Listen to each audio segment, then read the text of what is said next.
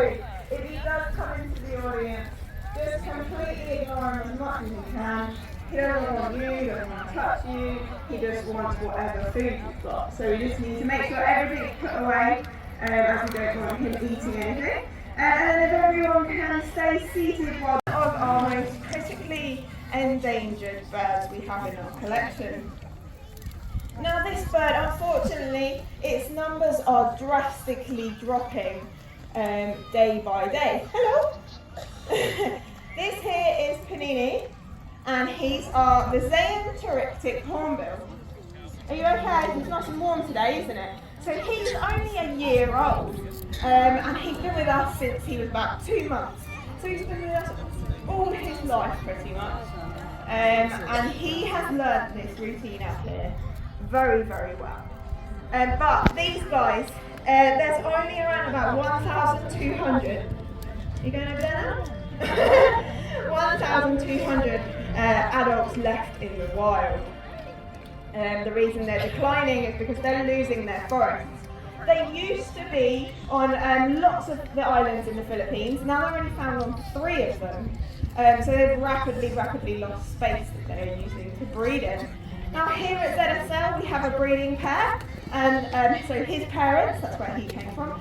We are lucky enough to have just had 3 more boys, believe it or not, hatch out, and they are going to join him soon. He doesn't know he's got any siblings on the way, but he will soon have to share this arena with them.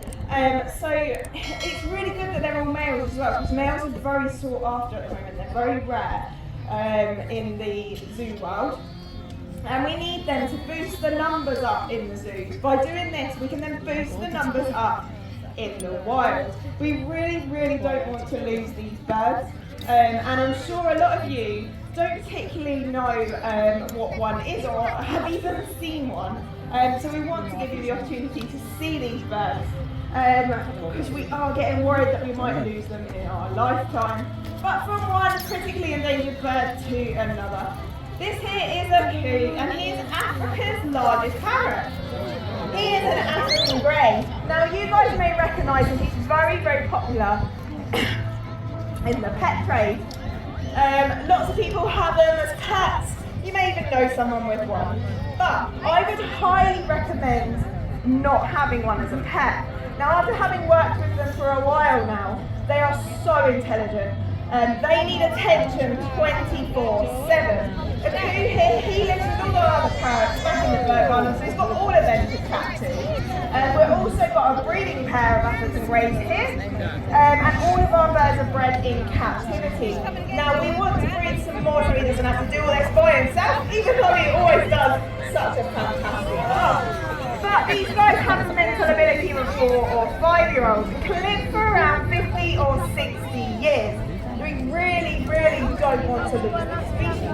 So as he comes round now, give him a big round of applause. I'm going to say he's done a fantastic job for us today as he puts this down away. But again, yes, another species that we really don't want to lose. And there's a lot of species that ZSL have that are on the brink, and we're hoping to save these animals and show you guys how important they really are, because we really don't want to lose them.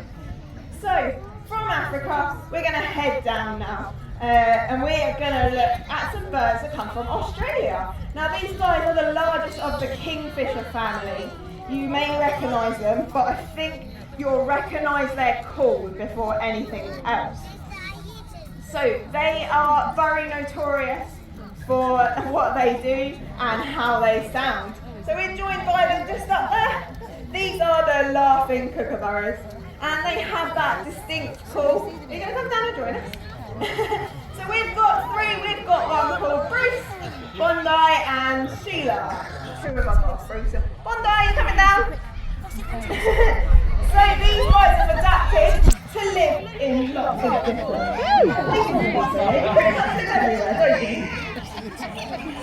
incredibly noisy. So they've lived, you can go up there now. They've adapted to catching lots of food in lots of different ways. I need you to leave my arm so I can carry on flying over. They will catch on the wing very easily, they're very agile. They will catch things in the air, like insects, and they can catch them from lots of different heights. Please don't catch that, because that was going to land on my head. But living in Australia means they have to contend with lots of dangerous animals. And they have dangerous reptiles over there that are poisonous, venomous, all of that. So I've got a lizard sat here today, and in comes the kookaburra. Not scared of anything. Not scared that it's going to get bitten because she grabs it by the back of the head. And then she's going to hit it down on something hard. She's come closer to show you. Normally it would be a rock, but she's decided it wouldn't burrow in the best place. Can you hear how hard she's hitting that down there? So she's doing this so she can dispatch her prey, and also so she can tenderize it. Can I have it back now, Rondo? You've done a fantastic job. Yes, thank you. But also, as usual, these birds have had to adapt to live alongside humans. And everyone knows that in Australia it's lovely weather, and we all love a good barbecue. What are we doing? Are we getting hot? You can't be getting hot, you're from Australia. So I think I'm going to have a barbecue. As the weather's been so nice today. Got myself a lovely sausage that's just about ready. Fantastic. Well, there goes mine. So, don't go too close to him for me, please. Otherwise, he will whack. Yes. Oh my god. Everyone step back a little bit away from him for me, please. Bruce, why don't you come back up onto the tree? No, he says, this is a perfect place to kill my sausage. So he's doing exactly what Bondi is doing. He is tenderising that so he can take it down a lot easier. So they live along humans very easily, and they know that humans need food. Isn't that right? Yeah. So you've done a fantastic job. All three of them have. So we're going to say goodbye to them now. And thank you very much for the laughing kookaburras.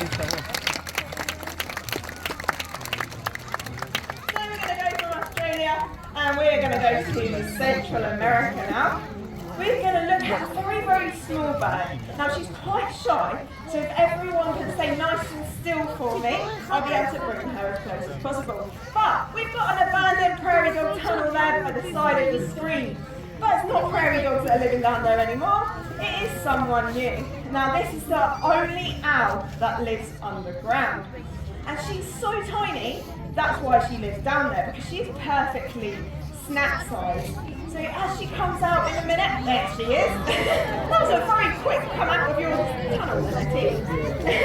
So you go join us all the way over here. And this is Etty, our burrower now. Hello. I know, you've got a very big audience today. So her hearing is impeccable. She can hear everything. And she needs to do this so she can keep herself safe. But she is perfectly baby joker. She's perfectly adapted for running around the ground. She does fly, as you just saw. Oh wait, what are we doing? Do you see the problem? So, if you guys could sit down really quickly for me, please. We are in the middle of the show. So, Etty, do you want to come and try again? Come again. She's got very big legs and very big feet. Are you saying bye? Etty! Etty, come on then! Yeah, come on then! Wait, that's the wrong way, over here. And she uses these to run around on the ground. And what she will be doing, Etty, she will be running after insects because that's make her main diet. She will eat other things like meat and mice if she can catch them if they're small enough. Etty, hello dear. Are you coming over here? Come on, good girl, let's try again. Go on, we can try one more time. I know you can do this. Come on. Come on. Hello. I'll give you another go. I know it's very warm today, isn't it? Right, ready? Yes, have a look. Those people are still there. They're still fine. So the reason she's looking so much is because she's so small. So what are we doing? What are we thinking? We're thinking about today. Right, I might see if she'll come. I might see if she'll come to the centre, and we can go from there. I'll give her a little bit of a. God, sorry. Etty? Etty. Oh. Etty, you coming back out? So, because she is so small. She lives down the burrow. She will live down the burrow with her family. Are you going to come out and say hello again? Or are you done? Yay! Right, Essie, come here. I promise everyone's going to sit as still as possible. Okay. She says no. So she'll have a family down there. She'll have lots of chicks to feed. And these chicks will need lots of food. So Mum or Etty? Etty. Come here then. That's it, good girl. Let's go to this one first. Good girl. You just stay there for a minute then if you don't want to do the barrier. That's absolutely fine. So these chicks will be left by themselves. And they are very vulnerable down there, very vulnerable to coyotes. So they've learned to mimic the sound of rattlesnakes. Sorry, I just threw that on your back. So when they mimic the rattlesnake, this deters the coyotes from going down there. But Etty here has a very important job. She's very good at this job. And she has to stand to attention on the highest place she can find. And she's keeping an eye out for things like Harris hawks, big birds that are going to come down and get her. And what are you going to do if you see a big hawk, Etty? There's a really big scary hawk in the sky? She's going to really quickly get down to her burrow and make sure everyone stays nice and safe. That's Etty, our little warrior. And from America, we are now going to travel back to Africa, and we're going to look at arguably the most intelligent species on the planet. Now, a lot of you may be thinking, as it's a bird show, that must be a parrot. But actually, we're going to look at a corvid. This here is Dolly. And she is a pied crow. Now she's called pied because she's black and white, just like a magpie. And she will, she's related to all the other corvids that we have here in the UK. So ravens, all of those things, they're all part of the same family. Now we say these birds are very because of what they can pick up. So she will be looking, she's a scavenger, she'll always be looking for food. You shouldn't be strutting your stuff on the floor. And she's found this skull here. Now pretty much everyone has eaten the stuff in it, but Dolly knows if she uses it at all, she can get what she wants. So I've got 2 sticks, Dolly, pick your favourite one. There we go.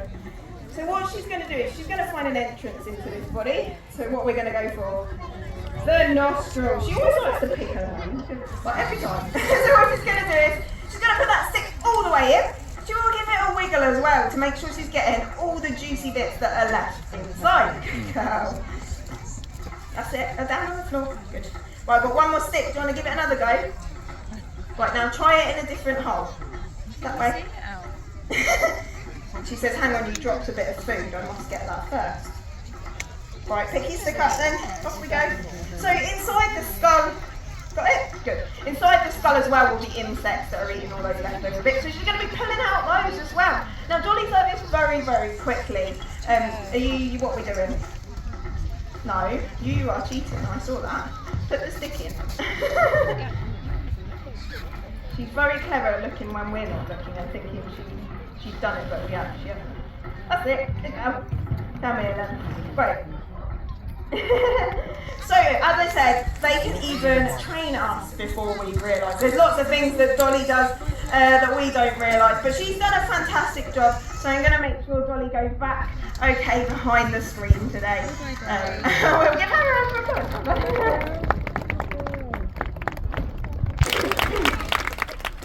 So once she's gone away, the next and final bird that we're going to bring out is the scavenger. So I need everybody to put that food right away for me. If you're newcomers, this bird may come into the audience, so I need you all to just sit very still. I'm hoping he's not going to today, but it's 50-50. So, is everyone got all their food away? Are we ready for him?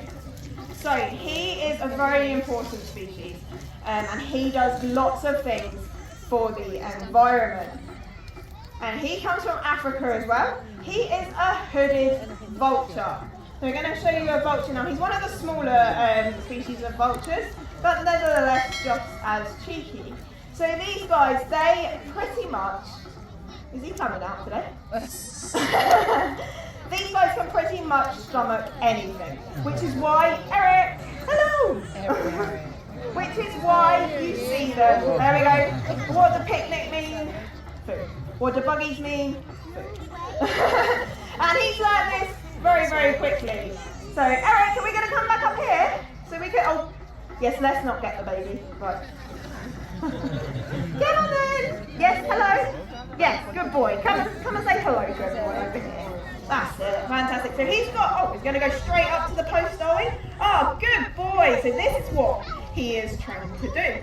But Eric being there, what's he found up there? Found something on top of the, I hope it's just a worm. Let's just say it's a worm. Right, come here. Eric. Oh, I don't even want to know, to be honest, what you've got. Eric. Alright, let's just carry on and pretend he's not doing that. Eric, what are you eating up there? What is it? A chip! Oh, fantastic. How do the chips get up there? As I said, he will eat anything. Now, his stomach is one of the most powerful stomachs in the animal world because he's got stomach acid that can dissolve pretty much anything. When I say anything, I mean diseases as well. So, are you going to go up this side this time, show everyone your lovely wingspan? Isn't it? No, he said, I'm going this way. Are you going away? Or did they give you chips? Right, Eric, come on, because I want everyone to see you out here, not over there. So, they dissolve diseases as well. Things like E. coli they get rid of. So they're eating lots of different bodies and lots of different things that have been left on the ground. And these things will contain bacteria and different diseases. But the vultures eat them and they just get rid of them. They eradicate these diseases. So they're very important, but these numbers are declining very, very rapidly. Do you want to try one more time? Or do you think you look very hot? You come from Africa, do you know that? So they are declining in numbers very, very quickly. And we are really sad that we're going to lose these if we do, because they are so important. And I want to get you guys so excited about vultures. You can get that in there. Look, I'll put it in there. He's not as clever as Dolly. Where did he go? Oh, okay, it's got, no, I'll give you that. It's actually gone into the skull. We need to get Dolly back out to get it, don't we? So these guys are an edge species. They are very rare, but we are working to keep them going and to get you guys to realise how fantastic these birds are. Because when we speak about vultures, we tend to think of them being horrible creatures that just sort of lurk around and eat pretty much everything and anything. But this is a good reason. This is what we want them for. But he's an absolutely fantastic bird. And that is the last bird of the show today. And unfortunately, this is our last show as well. So I just want to say a massive thank you for you guys coming. You really do help ZSL here. So I'm just going to make sure Eric's gone away just before I let you all go. Suspense. Lucia, is Eric gone? Yes. Fantastic. So thank you very much.